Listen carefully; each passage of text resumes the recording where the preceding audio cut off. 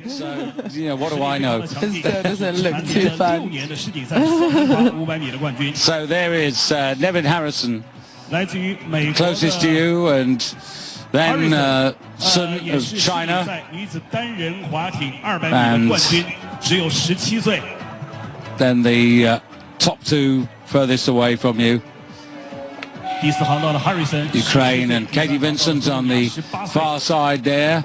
So Nevin Harrison getting going here. It's difficult with that buoy line, which is angle. We're not 90 degrees to the buoy line, but it was a good start by the youngster. And Luzanne got out really quick as well, but it looks like she's being challenged by Katie and the American girl as well. So this is a race where the lactate builds up, and you can see Nevin there just having to pause to hold the boat together. Yeah, but Katie looks like she is just found some amazing skills between the semi-finals and the final, and now she's storming ahead of everyone. And Sun, world champion in Szeged this year in a Canadian double over 500 meters, but she just had to correct, and Nevin at the moment still keeping that canoe nicely balanced. And right at the back there, Luzanne in trouble. Now, can this youngster, can this 17-year-old, this will be a feather in her cap?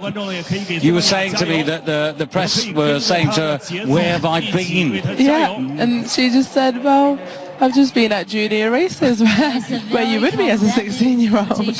Katie Vincent, though, 23 years of age, top of the picture there, and she's, oh, wow. It's almost a photo between China and the United States. It's the strength of Katie Vincent that's got her home to take the gold. About that. She's such a great person, and yeah, she'll be really happy with that. Silver to Sun. It wasn't very elegant, but it was just the power to get there, to try to almost sit back in the kayak and shoot the bow across the line. It was a bit messy, but it got the job done. Yeah. She takes silver, and it'll be Nevin Harrison who'll get the bronze. Pleased for the young American that she's on the podium. She'll be really happy with that. I'm sure she's just getting experience, and at 17, she just won't be as strong as Katie Vincent, will she? No. But I feel like she'll just be taking every opportunity to enjoy the sport and get to know the sport and get to know the people she's racing. So I'm sure she'll be really happy with that. You can see Katie's delighted with that. Yeah. And you can just see that to be able to do that in a canoe after racing, she's got the skills, and she's born to be a paddler. Yeah, and it's not I know it's 300 meters, but still not a lot of recovery time for these women. No. I think they had to get off and get back on straight away between the semi and the finals. So Katie Vincent, who was a world champion in a Canadian double in 2018 in Moscow, I think, and also an under-23 world champion in the same season, improving. Yes. And really now looking to be the Canadian number one in this boat. Yeah, I think she is. At the moment, she raced the C1. Katie looked very relaxed, as if this was just another race on flat water that she has to do. Yeah, she might deal with this quite well, because some of the Canadian venues, they have quite rough big water. Dartmouth, Halifax, that can be quite edgy. Chetverikova, well, whether she knows that Luzanne, her teammate, has got through, this 20-year-old, a bronze medalist over 500 meters at the World Championships just a couple of weeks ago, and away they go. That was pretty even. Yeah, even though I don't think the Czech girl was actually in the bucket, but I guess they just wanted to let them go as quick as possible. Yeah, and a good start again by the Ukraine. It's interesting, they both got lane 4. Yeah, I wonder if it's also sidewind, so that it makes a difference of which side they paddle on, to make it easier to steer. Yeah, the Czech athlete Jezhova in the blue boat there, really struggling in the conditions. She's got going again now with Sun of China in the golden boat, now picking up nicely. Sun only 18, and another So they get away, and it looked like another good start for the Ukrainian, but she ran into trouble and capsized, and Sun all over the lane and into, in fact, the Ukrainian lane. And we'll just have to wait and see for the official result. Back for the next semi after this. Friday, the third instalment of a unique... Well, welcome back. Still waiting for confirmation of that women's result as we turn to the men in their canoes. And this is the first of two semi-finals. Lane 3 there, Vadim Korobov and Zheng of China closest to you in lane 4, but perhaps the men we should take note of, particularly Martin Fuchser for the Czech Republic, one of the all-time greats, 5 times a 500-meter world champion. He's in lane 2, and to his immediate left in lane 1, furthest away from you, will be Alfonso Benavides. About the same generation, these two guys. Benavides representing Spain, and has the misfortune, and I always feel, and I know you'll understand this, Rebbe, yes. 4th in London, 4th in Rio in the Olympic Games. The worst position. And it's been a little bit that story, that sort of story for him through his career. But he's a really good talent, but he's got Fuchser to deal with, and he's got, as they all have, the weather to deal with. They're off quite clearly. Yeah, and I'm afraid Zheng got caught sleeping there. And a really strong start there by Korobov. Now, something interesting about this man, isn't there? Yeah, he was a 200-meter specialist and a really quick 200-meter paddler. Won some World Cups and junior under 23 competitions, but had to change over to 1,000 meters as a 200-meter got taken out of the Olympic program. So he's had to multiply his distance by 5. Yeah, this is the K2 500, which was particularly his strength. But interestingly, he should have the endurance, and that may well help him in these conditions. Fuchser always takes a little time to get ready, to find his rhythm, but at the moment he's being bested by Alfonso Benavides on the far side there, but they're all just having to make these corrections. Yeah, although it doesn't look like Korobov is actually struggling with anything. He's just paddling as if it was just flat water.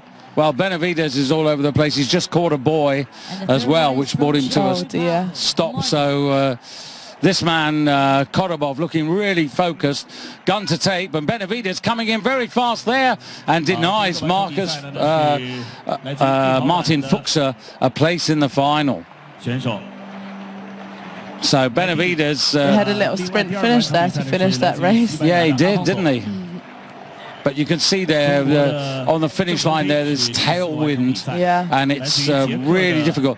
But the other thing in a tailwind is if you get out fast, it's probably the best place to be. Yeah, and if you catch the waves well, they just push you down, but if you don't catch them well, they kind of drag you back and make you unstable. So you have to have the skills to be able to paddle in a big tailwind and big waves. Yeah, well, he didn't do particularly well in the World Championship finals. He only made the B final in the 1,000-meter race, but today he's really commanded this. But even he's had to just edge off to control the boat. Because he's very happy to have made it down the course, but also to win, make the final. More money. Yeah. So there you have the confirmation for you, 150. Don't worry about these times, they're horribly slow. Yeah. A lot longer than we normally would do. Yeah, normally on a 200-meter race you'd be looking at sort of 4. And as we move on to the second semi-final here, well, this is Olympic champion in lane 3, but far side there, Wang of China, world champion over 1,000 meters this season. And that was his first individual medal in the Canadian double, but that was a crew boat. Adrien Bach, representing France, also a medalist in Szeged, bronze medal over 1,000 meters, which is an Olympic distance, but very different to today. And triple Olympic champion Sebastian Brendel Well, he's a master over 1,000 meters. 500, he's always found a bit of a challenge.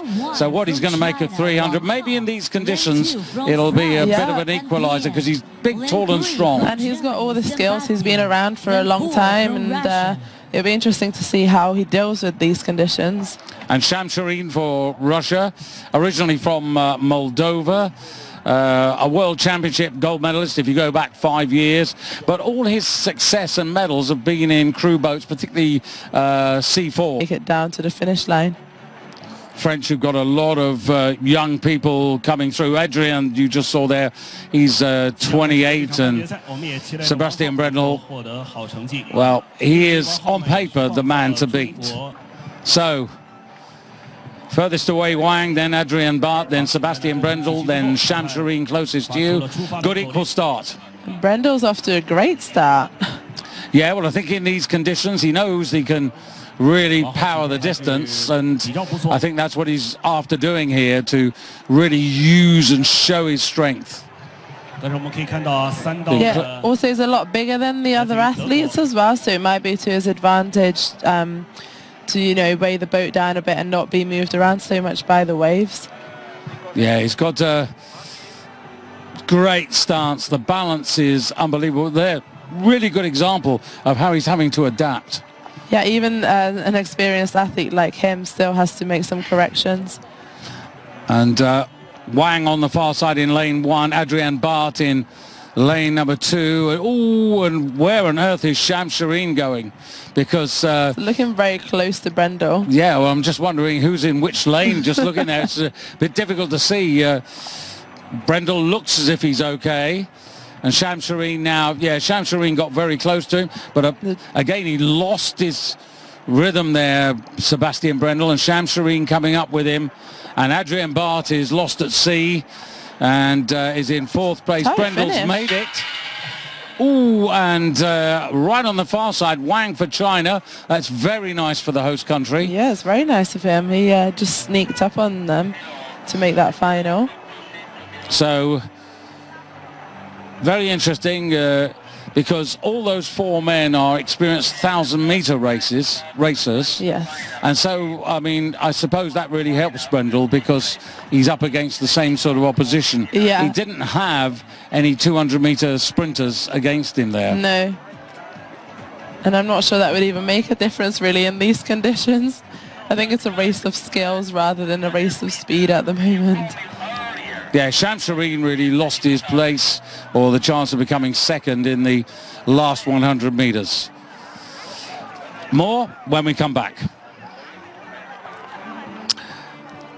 Welcome back. If you're just joining us, it's Rebbe Simon, British International, together with myself, David Goldstrom, and looking forward now to the finals over 300 meters here in Linyi in China, on a gusty, windy, difficult day for the paddlers. Nice day for spectating.